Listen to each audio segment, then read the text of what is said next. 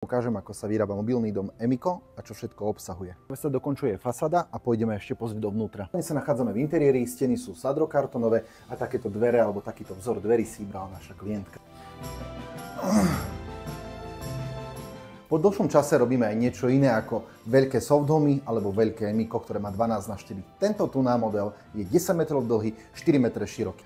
Kvalitné okná, kvalitná izolácia a hlavne podlahové vykurovanie s kvalitnými podlahami. To všetko a o mnoho viac má také Emiko.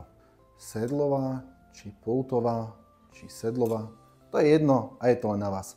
Aj sedlovú, aj pultovú strechu máte u nás zdarma, teda bez doplatku. Všetko krásne do posledného detailu. Tak vyzerajú všetky naše stavby. Ich ceny nájdeš na našom katalógu na kodima.sk alebo pre český trh kodima.cz.